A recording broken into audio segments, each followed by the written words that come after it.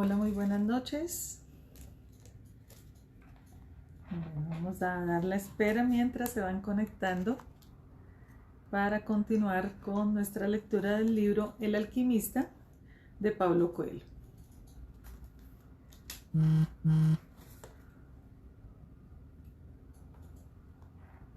Vamos dando una esperita.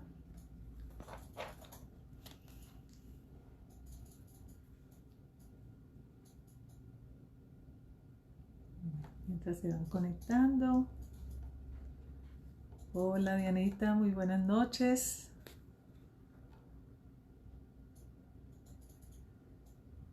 Bueno, vamos a dando una pequeña espera mientras se van conectando.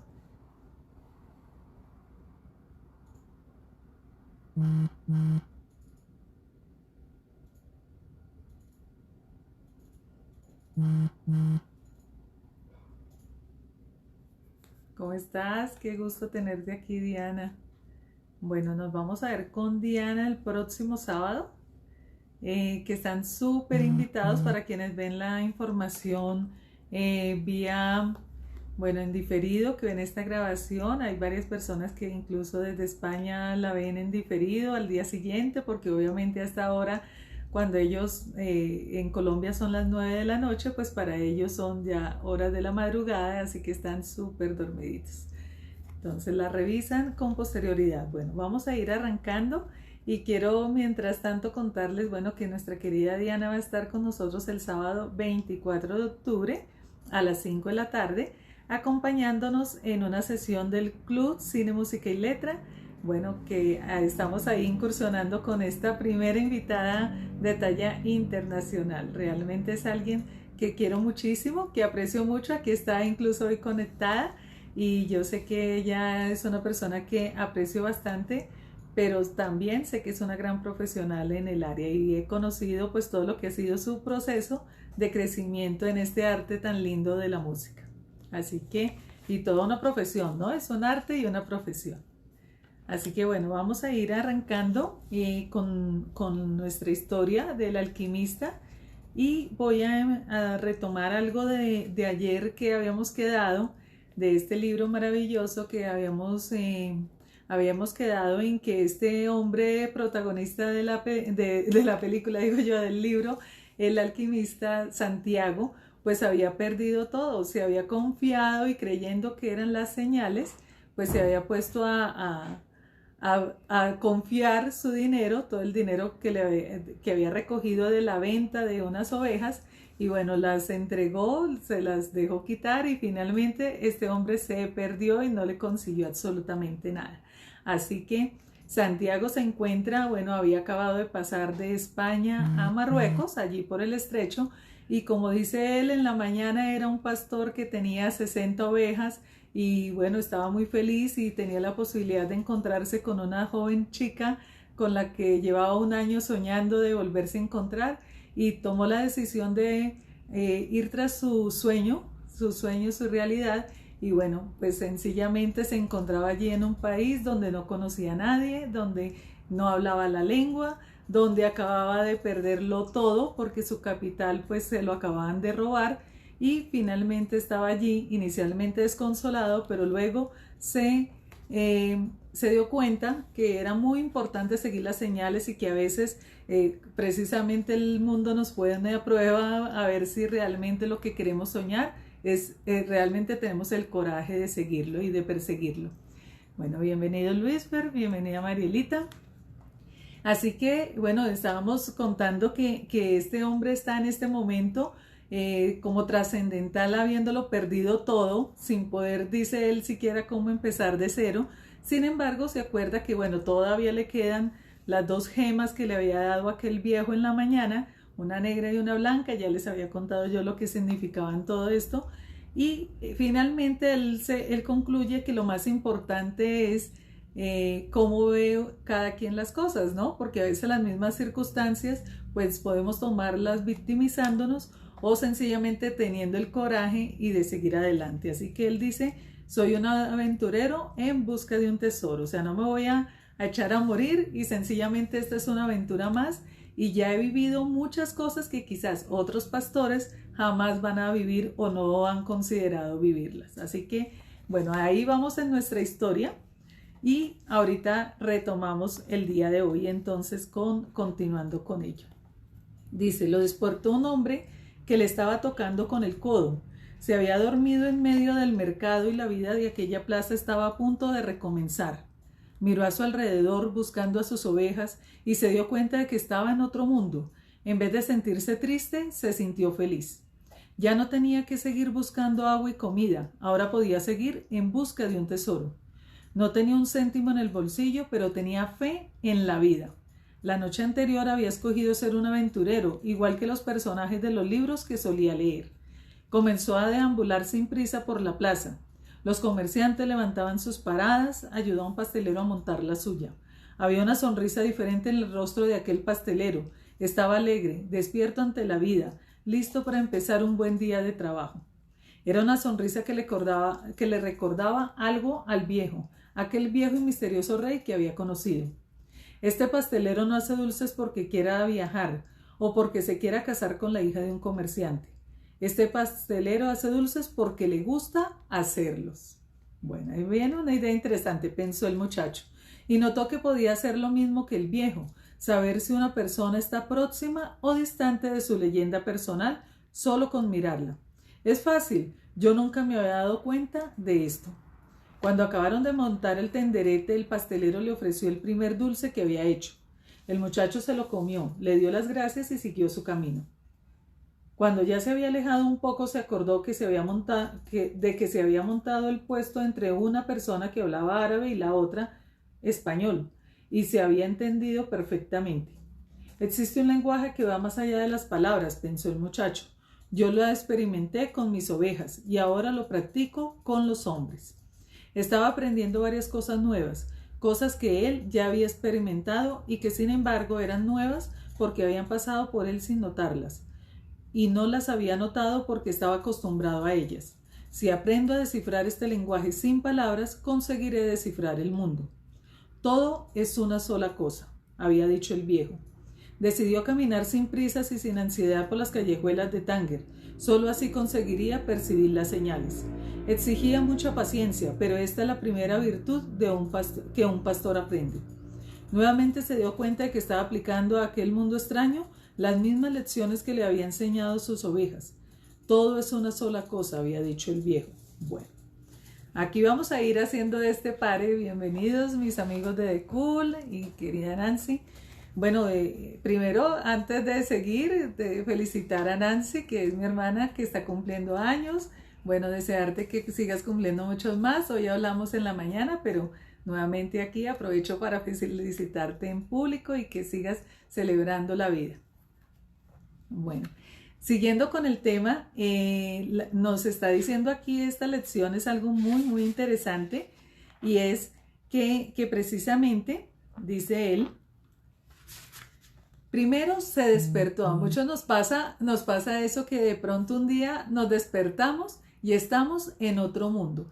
Y aquí una de las expresiones que tiene, más allá de que estemos en otra casa, en otra habitación, es que a veces estamos en otro mundo literalmente, y creo que a muchos nos pasó esto, por ejemplo, ahorita que estuvimos en la cuarentena, era como que estábamos en otro mundo, en otra dimensión realmente. Entonces esa es una de las cosas que a veces cuando tomamos decisiones y cuando vamos a ir tras ese sueño y ese deseo, ese tesoro que nos está esperando, pues sencillamente es como que ya vemos las cosas de otra forma, ¿cierto? Ya empezamos a tener otros lentes con los cuales empezamos a ver la vida y él se empieza a dar cuenta que precisamente de eso, que muchas cosas que a él le parecían, por ejemplo, el haberse entendido con esta persona mientras colocaba la tienda, cuando la persona hablaba árabe y el español, pues sencillamente había sido muy fácil porque estaba como en otra actitud.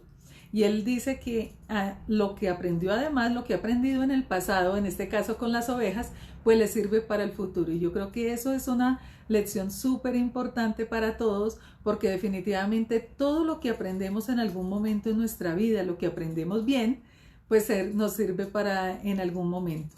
Nunca sabemos cuándo eso que estamos aprendiendo nos va a servir en algún momento, incluso hasta para salvar nuestra propia vida, y lo digo por experiencia propia. Yo a la edad de los 12 años fui brigadista de la Cruz Roja y nunca me imaginé, pues siempre pensé que era como para algún golpe, una cortadita, y nunca pensé que eso me iba a permitir un día que tuve un accidente en un vehículo, que pude haber quedado, digamos, con una parálisis en mis piernas. Bueno, pues eso fue la diferencia entre que hoy pueda seguir caminando o no. Entonces, una de las motivaciones, por supuesto, una de las razones. Así que nunca sabemos lo que aprendemos en un momento de la vida, cuánto nos va a servir en otro momento. Así que por eso siempre hay que estar con esa actitud de aprender, de apertura, porque hay algo que aprender, y no solamente aprender desde el conocimiento, sino desde la experiencia. A veces nos quejamos por las cosas que nos ocurren, pero sencillamente cada momento, cada una de esas cosas que van ocurriéndonos en la vida son parte de esa experiencia que nos ayuda a generar carácter.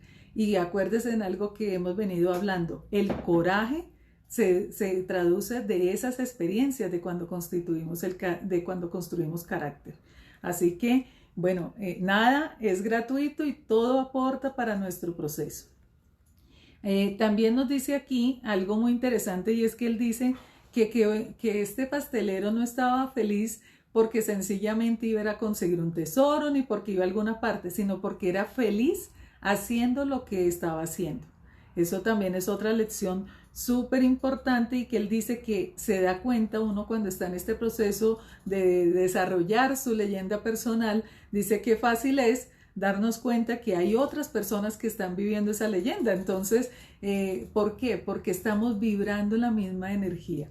Cuando uno está en ese camino de buscar cosas, pues como que encuentra personas que están en esa misma vibración, y muy seguramente las que no están ahí en esa misma vibración energética, pues sencillamente ni te das cuenta, o sencillamente dices, bueno, está ahí, y pasas como de largo, ¿no? O sea, no te enganchas ahí en ese tema. Al contrario, también nos ocurre que cuando estamos vibrando muy bajo, allí deprimidos, tristes, con ira, con todas estas emociones negativas, pues también nos pasa lo mismo, que nos damos cuenta quiénes están igual que nosotros porque están vibrando igual. Y a veces se nos pueden pasar las oportunidades por el frente y no nos estamos dando cuenta, o no las estamos aprovechando, porque precisamente nuestra energía es tan baja que no nos permite verlas. Así que dice él, es fácil, yo nunca me he dado cuenta de esto, de cuán fácil es poder de darme cuenta de que si una persona está próxima o distante a su leyenda personal. Y bueno, la clave aquí no lo está diciendo, es ¿por qué? Porque es feliz. Cuando está una persona, acuérdense en que no es tener ya el tesoro, pero el solo recorrer el camino hacia el tesoro, inmediatamente tiene que generar esa felicidad. Si no está generando esa felicidad, ese no es el tesoro, definitivamente. Entonces, nos está diciendo también algo: todo es una sola cosa, para decirnos, como le dijo el viejo ayer en el diálogo que tuvieron, pues que sencillamente todo se mueve en una misma constante. Hay muchas leyes universales, ahorita no las vamos a tocar, ojalá más adelante podamos tener un libro sobre este tema de las leyes universales, hay varios, pero bueno, hay uno que es el Kybalión, hay otro que se llama El alma del mundo, y estos libros precisamente nos hablan de esas leyes, de cómo la vibración de lo que uno entrega también recibe, y así sucesivamente hay muchísimas leyes más. Bueno, bienvenidas Diana Faizuli, también mi querida Sandra Milena Rivera, bienvenidos. Algo aquí también importante, otra frase, dice: si aprendo a descifrar este lenguaje sin palabras, conseguiré descifrar el mundo.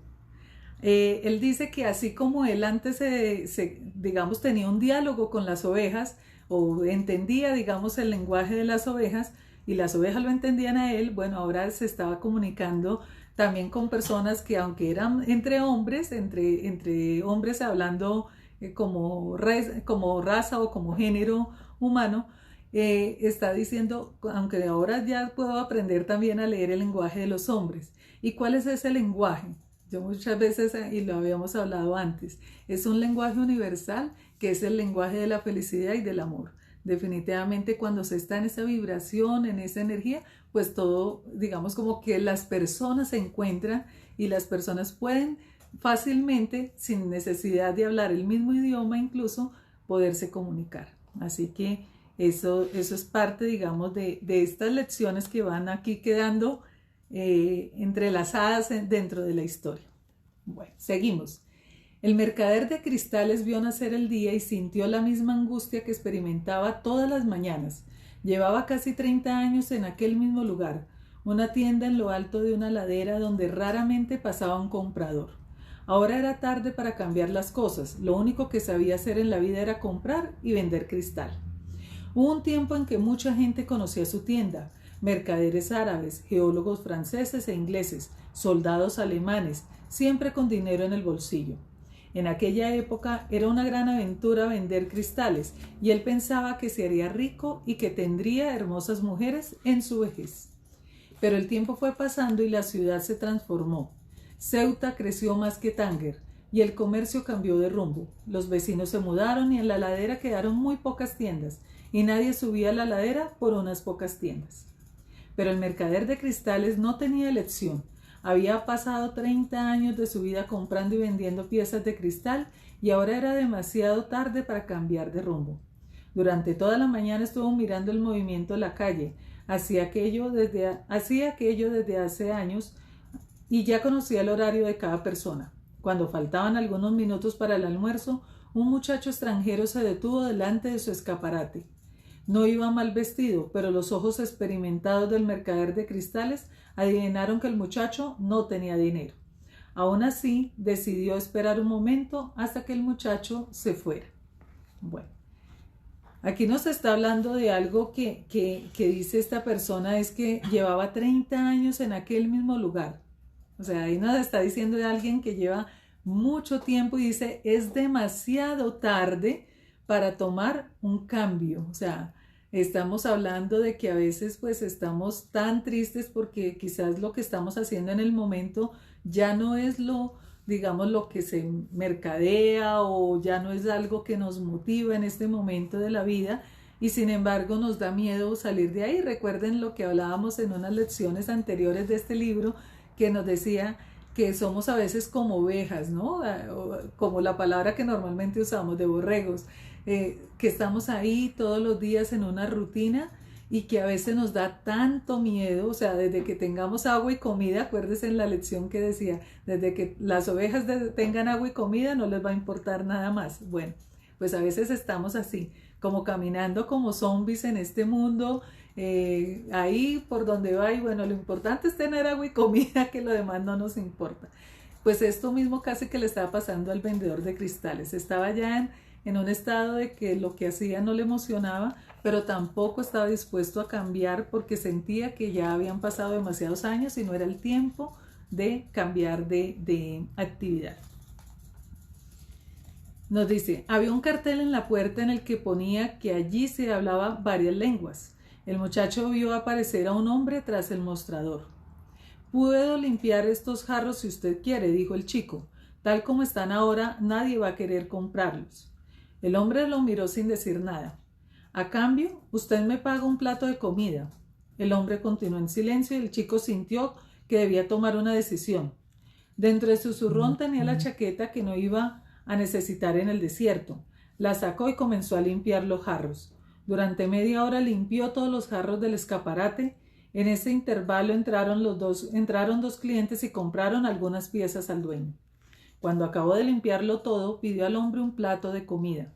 «Vamos a comer», le dijo el mercader de cristales. Colgó un cartel en la puerta y fueron hasta un minúsculo bar, situado en lo alto de la ladera. En cuanto se sentaron a la única mesa existente, el mercader de cristales sonrió. «No era necesario limpiar nada», aseguró. «La ley del Corán obliga a dar de comer a quien tiene hambre».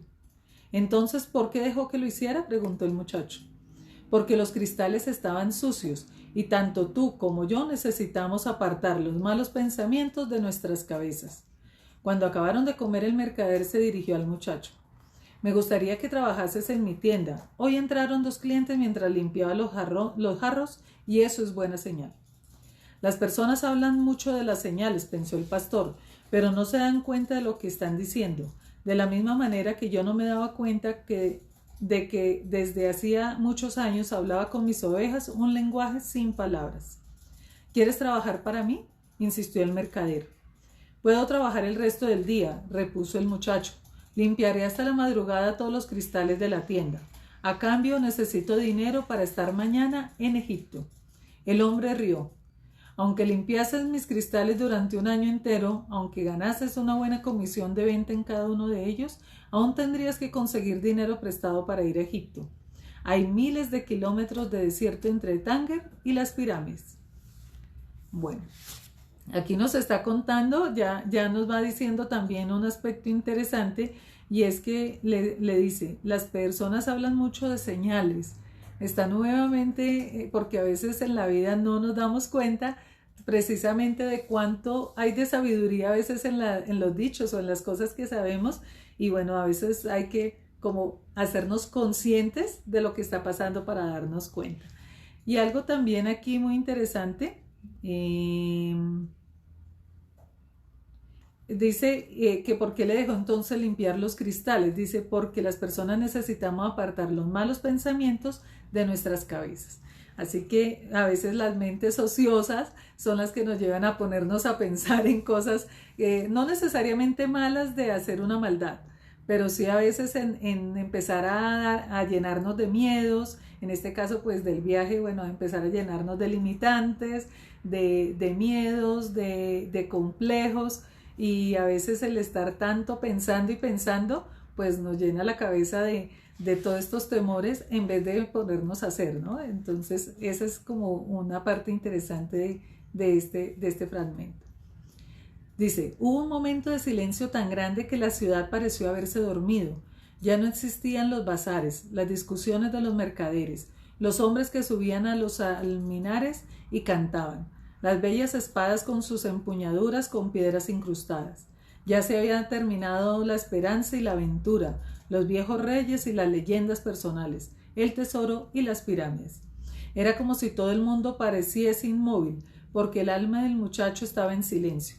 No había ni dolor, ni sufrimiento, ni decepción, solo una mirada vacía a través de la pequeña puerta del bar y unas tremendas ganas de morir, de que todo se acabase para siempre en aquel instante.